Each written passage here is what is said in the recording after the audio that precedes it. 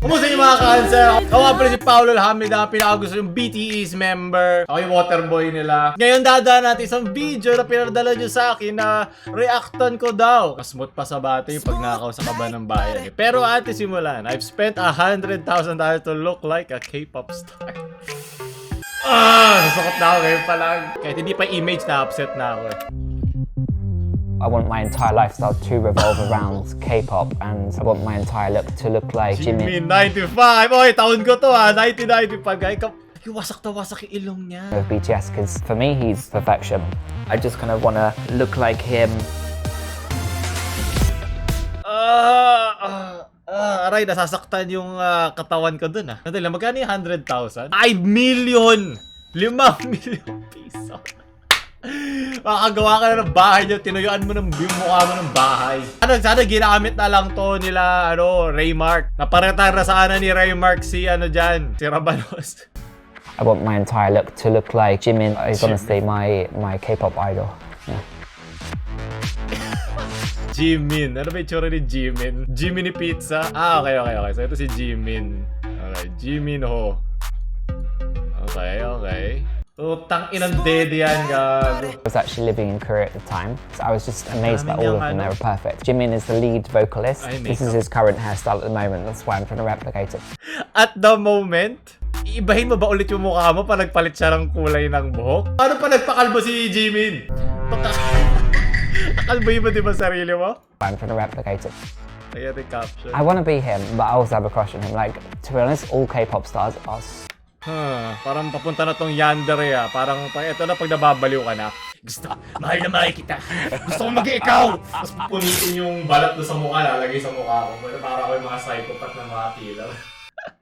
Sobrang in love with isang tao, gusto mo na maging siya. Di ba parang ang toxic doon?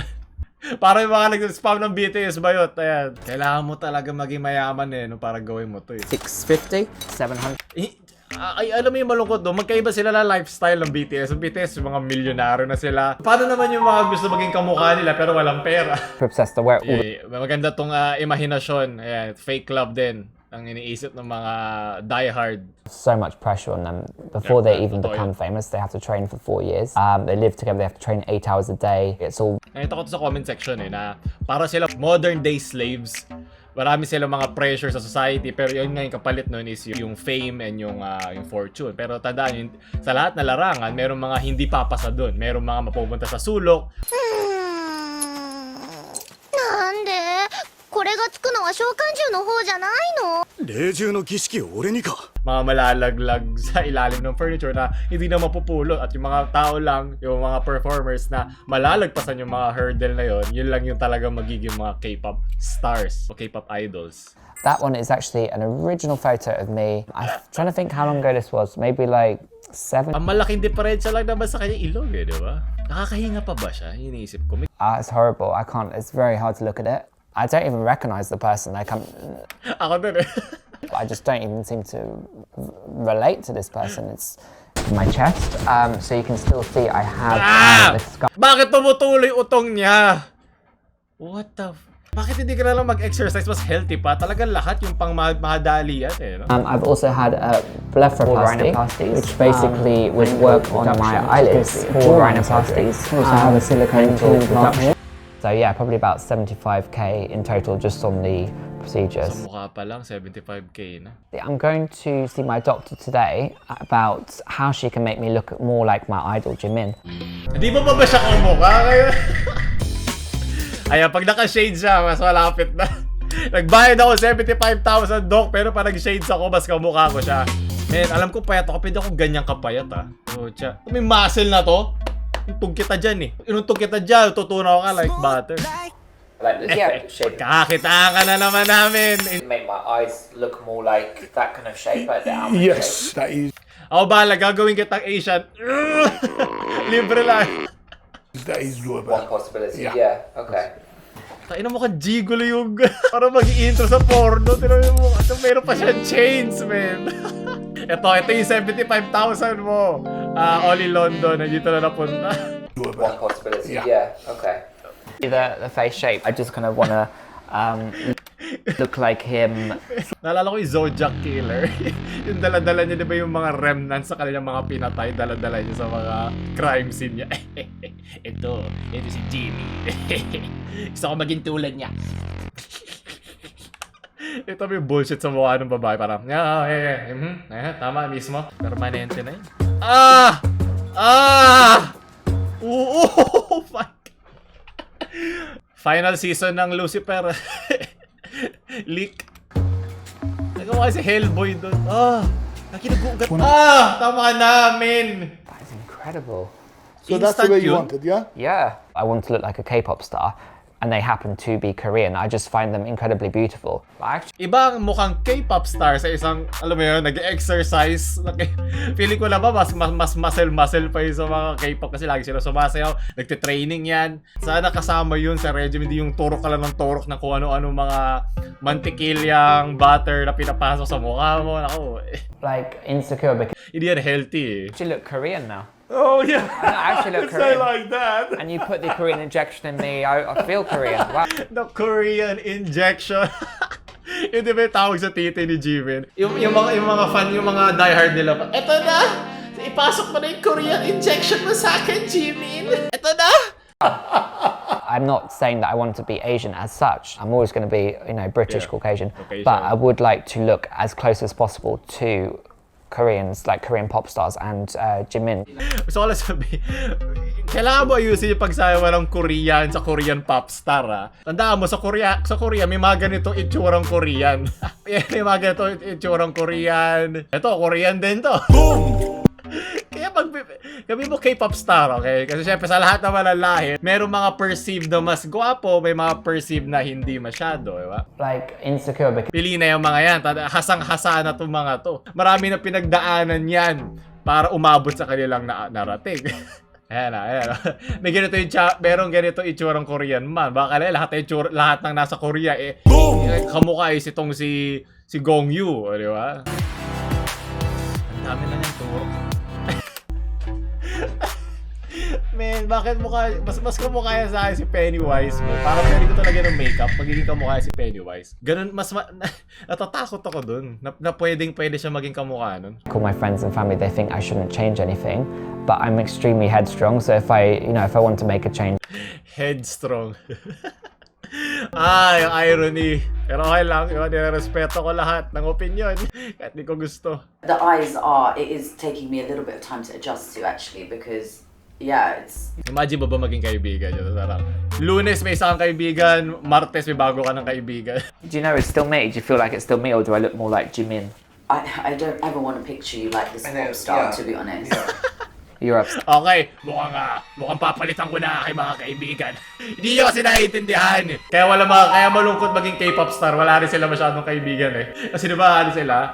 Parang may mga gwardiya sila at kung ano-ano. Gusto mo maging K-pop star, diba? Diba gusto mo yung itsura? Ito lifestyle na isang K-pop star. Walang normal na buhay kasi diba? Idolize sila eh. May mga anghel sila sa langit na di pwede madumihan. Kaya ginusto mo tong buhay na to ha. Di ba na pwede ibalik? Marami na mga tinurok na batter dyan. To a point where you can't undo anything. Wala na, di na pwede undo lahat yung pinagsasabi mo. I'm not going to get addicted. I think we're past that. I think we're past that, Ole. You think I'm addicted? Okay ka Do you lang. not think you're Magkano na ba bilayad mo, Oli? Ano ba? Alim mo I don't think milyon I've done that na. much, but it's just I want the perfect face. Privilege I don't siya, think it's an man. addiction. I just think it's I have a strong interest in Ito sinasabi ng mga addict dito eh. Parang wala naman, di ba ako addict dito? May inig lang talaga ako. Natatawa ako na pinili ito mga kaibigan niya umabot sa show na to, na sumali sa show na to, so biglang iro-roast lang siya doon. Lalaitin lang siya doon sa mismong show. They don't. I've They never don't do heard it. of anyone doing this eyes. Really, it's a very common thing in Korea. Yeah, in Korea. I know. We're in London. We're not. We're not. I know, but I'm obsessed with Korea. I know, do- both of you. I know I you're don't want actually. you to start looking I know. too. Awkward. Obsessed ka sa K-pop star, hindi sa Korea. Alam mo ba ang kultura ng Korea? Wala ko nakikita ni isang kimchi bowl dyan ha. Nasa ng gochujang. Nasa yung soju. Kendall, that's my. That's not my goal. I want to look Korean. I don't know what's. I didn't was. So kayong pinili ng cameraman na angulo, yung nasa labas ng pinto parang. Baka ilak yung pinto at nasa loob ako ng mga psychopath. Okay, yun ang tawa ng taong hindi makahinga kasi ang dami nakaturok sa ilong niya. Who even is this Jimin? Jimin. Di mo kilala si Jimin? Army Attack! Favorite Jimin? Wait lang, mga K-pop stars, sila ba pumipili ng kanilang suot? Hindi ba meron sila para mga manager or mga brands? Ay, ito suotin nyo ngayon. Meron ba silang say sa fashion sense nila? Do you think I look a little bit? You think I look like Jimin a little bit? Like, Oh, yeah, Mas mukha pa to si Jimin kaya sa kanya. Hindi pa siya nagbayad ng $75,000, $100,000. Yung mata niya, men. Sana sa akin mo lang binayad yan. I think so. Your makeup is more, like, I think a little over. oh, maybe too much makeup too much, for Jimin. yeah. Okay. Wow. Anong too much makeup tapos na eh. Makeup, hindi na makeup surgery na yung ginawa sa kanya. The duality of Korean, di ba? Sandali lang, pumunta naman siya sa isang parang Asian district sa kanila. Tapos nag-interview siya ng isang quote-unquote Asian. Makita niya para para suportahan yung kanyang look. Mas kamukha niya sa, naalala ko si Nanny McPhee. Wait lang. Mas kamukha niya si Nanny McPhee sa akin.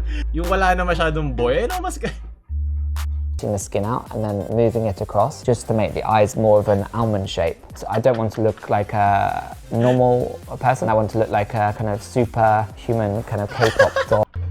I don't want to look like a normal person. Oo nga, baka papunta ka na nga doon eh. Hindi ka na...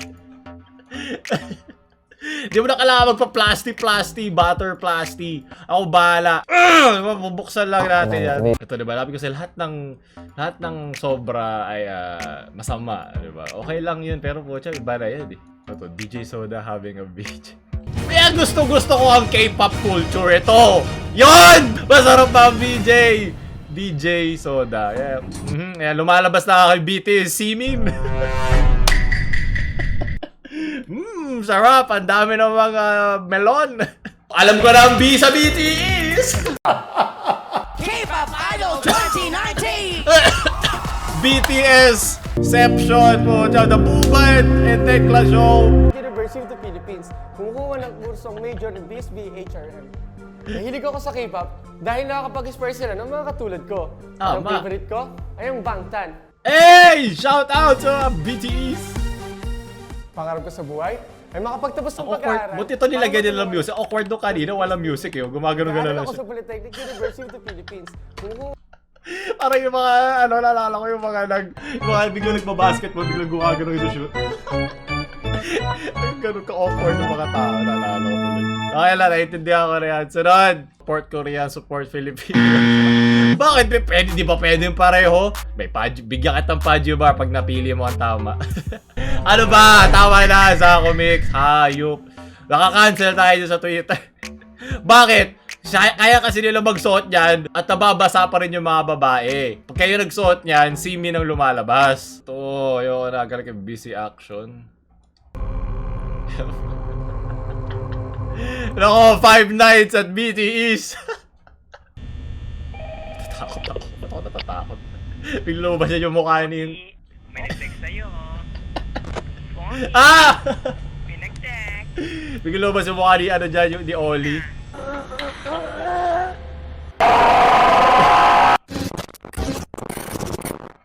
Wala na, pag-gising mo nasa ayan na nga.